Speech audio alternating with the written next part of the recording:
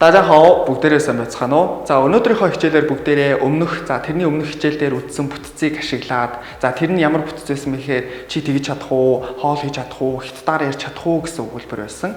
За тэгвэл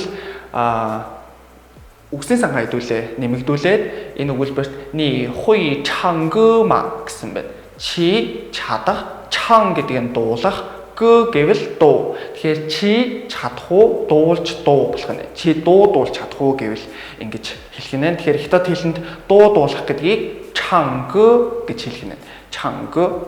За асуух өгүүлбэрээ баг зэрэг өөрчлөөд асууж үзье. Ни хуй чан 중文歌吗?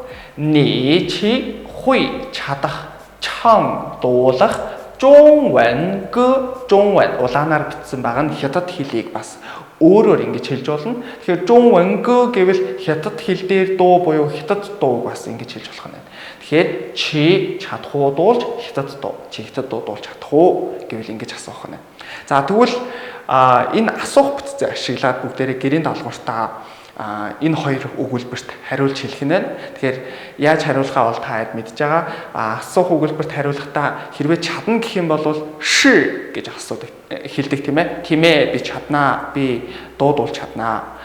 Харин үгүйсгэх юм бол ямар үг ашиглахаа бас та хэд мэдж байгаа. Бүү буюу үгүй гэсэн өгүүлбэрээ үгийг ашиглаад өгүүлбэрийнхаа дунд авах нь. За тэгэхээр гэрийн даалгавартаа энэ хоёр асуултанд бүгдээрээ маш сайн хариулж тавтаарай. Дараагийн хичээлээр уулзлаа. Түр баяртай. За эзэн